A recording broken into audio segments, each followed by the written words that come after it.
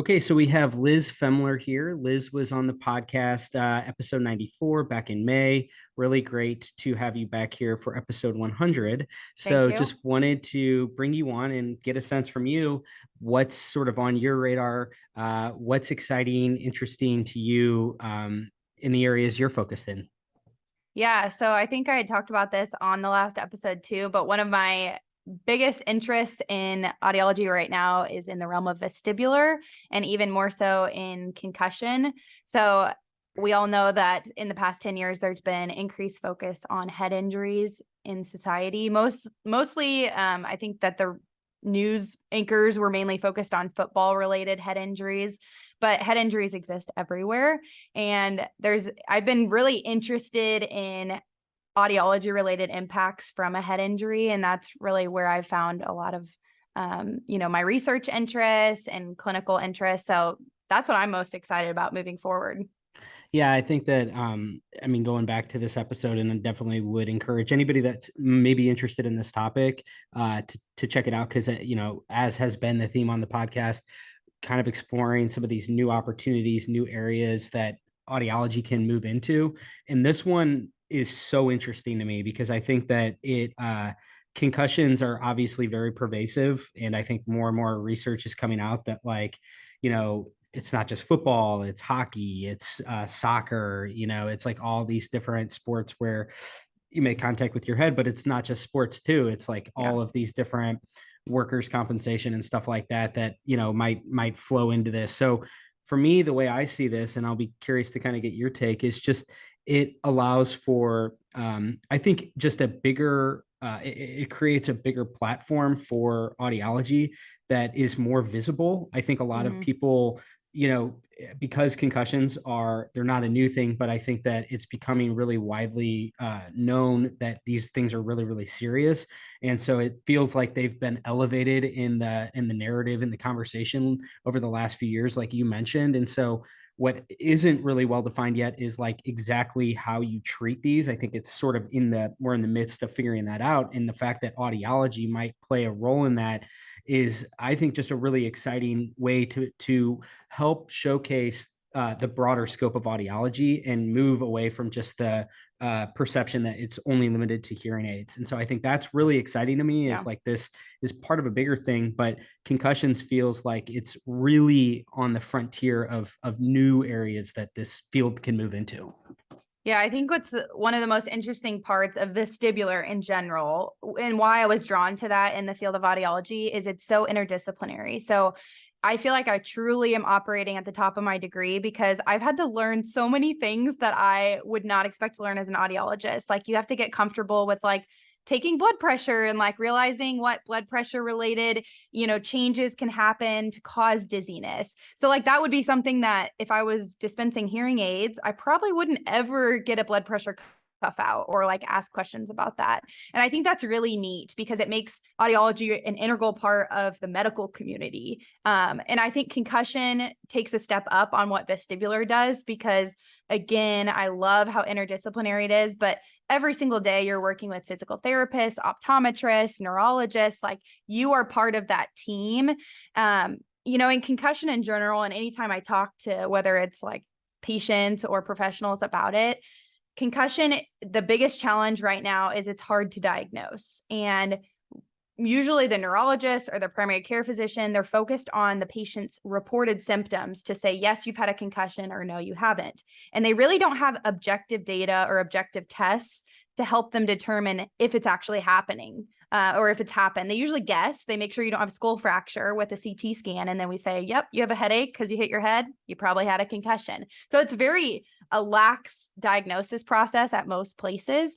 And a lot of times, either the neurologist or the physical therapist, they feel, kind of isolated as they're making treatment decisions because they have to use a lot of the patient report to make those decisions, which is hard.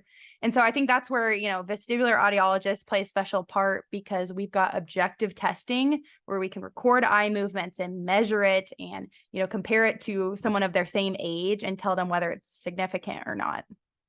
I think that's so interesting. And it does go back to it just jarred in my memory what we talked about last time, which is this idea that like you kind of already have the equipment. And so Yeah. the audiologist is the vestibular audiologist is extremely well positioned to handle this. And so I'm curious to just kind of get a sense from you, like, how were you kind of exposed to the whole opportunity of concussions in audiology? Yeah, so my exposure came from my fourth year externship at Mayo Clinic in Arizona. So they have a clinic called the Return to Play Clinic, and it's mainly focused on sport related concussions. And it's super cool because Jamie Bogle, who's the audiologist there, the vestibular audiologist, she's part of the diagnosis team. So she works, when someone comes in for a concussion, she's there on the first day helping evaluate different reflexes and eye movements. And there's some things that's been reported in the literature as far as certain things that are typically abnormal when you're in that acute head injury phase. And so they use, information from the audiologist to determine, do they need to go to physical therapy? Do they need to go to optometry, or none of the above? And I think that's so cool because it's not always that audiologists are part of the decision-making process for what the patient gets next medically. Totally. That's really, yeah, that's a really good point. And I feel like, with, did you kind of have like this aha moment where you said like, oh, we can do these kinds of tests and that would help to, it would like lead us to this conclusion? Like basically taking all of the knowledge that you already have with vestibular and then being like, all right, this is very transferable over to what the science and all of the research coming out about concussions is suggesting. Like, almost, was this obvious to you as you started to get further and further of like, wow, we really do have a role to play in this part of the scope or the new scope? It's so challenging because every concussion is so different. So I definitely think some things have gotten easier to establish as I've seen more patients. I was actually talking to an audiologist today who is meeting with a concussion clinic to see if audiology should even be a part of that. And I told him that the way that I got started with concussion is with a neurologist. I said, if your patients don't get better in physical therapy, send them to me and I'll do an evaluation and try to figure out why. And it actually, over time, he started sending them earlier and earlier because he realized there's a reason, people get 8 months into physical therapy and they stop improving. And sometimes it was vestibular, and sometimes it wasn't. But regardless, the information that I provided helped him determine, no, they don't need to continue in physical therapy. It's something else, or yes, but we need something different. And so I think over time, just evaluating so many patients like that, you kind of determine what's working and what's not with patients. I think there's a huge need for more published research in concussion. And I hope that a lot of audiologists get interested in this realm just because we need more data to determine what tests are the most useful in testing these patients and what's the most sensitive. What's difficult in concussion realm in general is nobody really knows exactly what gets impacted with a head injury, and everyone's is so different that it can change. And so, it may be difficult to find the actual origin of every issue every time, but I think if we can find reflex pathways or, processes that get impacted, that can really help the patient and save them time and money. I love the whole notion too of like kind of having a seat at the table with some of these allied medical professionals. Mhm. And it's just, again, it strikes me as like what an awesome opportunity audiology has here to elevate themselves in the standing, not only of the broader medical community, but with the patients. And it just seems like this is a harbinger of like, I think the future of this field, which is I think that what currently exists will always be a mainstay, but I think that there's so much opportunity around helping to basically contribute a puzzle piece Mhm. of like, here's what's going on. And the fact that I think you're already seeing, like you mentioned there with the neuroscientist, that sees real value in, and it's almost as if there was skepticism initially and then it's just like Yeah. sort of eroded over time, and the neuroscientist was like, this is legit, like this is a really important cog to this intricate wheel here that we don't even fully understand yet. Yeah. Yeah. I just think that's really exciting that audiology has this opportunity, and I hope that I hope others like you are kind of gravitating toward this and seizing this opportunity, because it seems like it's a really important aspect to what could be a big part of the future of this whole profession. And I think, one thing that could be of encouragement to those that are not interested in vestibular, because that used to be me, is I really think there's a big place and, a seat at the table for the audiologist that focuses on hearing related issues post head injury. So, general rule of thumb, I've talked to a ton of physical therapists that treat concussion, and a lot of people report sound sensitivity, tinnitus, hearing changes or difficulties, and they don't know what to do. Like PTs are trained in dizziness, so a lot of times they can like take a stab at that, but they don't know what to do with ear related concerns. And that's where an audiologist is, that's our expertise. And so even if you're not in the vestibular realm, you can still have a big seat at a concussion table, because tinnitus is like one of the top reported issues post head injury. And in my clinic, I saw like auditory processing disorder. About 80% of my concussion patients had APD.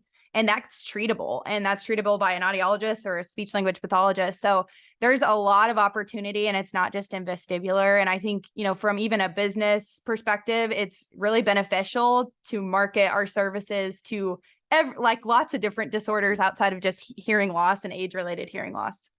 Wow, could not agree more with you there. And that's just really well said, because I love how you brought that back around to the relevance of like what I was referring to as sort of the status quo, which is treating the hearing related issues. But again, it's like as you start to pair these things up, and to your point, like maybe on an individual basis, like a specific audiologist might not feel equipped to do the vestibular side, but it might really serve as a catalyst for more people to build inroads with one another, to say, I need a better referral relationship with a vestibular audiologist that I can complement on the flip side of with everything that you mentioned there, which again, I think is really exciting as more of the scope gets pursued, that I think it's just going to lend itself to it's actually going to increase the value of like the hearing aid side of the market too, I think. Yeah. And there were so many cases where people who are like a 6-year-old gets hurt at work, and all of a sudden they notice like a bunch of ringing tinnitus that's super bothersome after a head injury. And they have a hearing loss when we test their hearing. And it's not like the hearing loss was probably caused by that head injury, but even just the fact of your brain going through that type of jolting can bring tinnitus to the forefront. And all of a sudden they're a hearing aid candidate because they're super bothered by their tinnitus. They're noticing their hearing loss. And so, I think getting into the concussion realm has really opened up what areas of medicine and even just public health that audiology can be integral in. And, I had a lot of patients who said, I never thought I'd see an audiologist after my head injury. Like I didn't even know what an audiologist was. And I'm like, that's fair. Like when I went to school, I had no clue what an audiologist was. If you don't know one, you haven't had hearing loss, then you probably don't.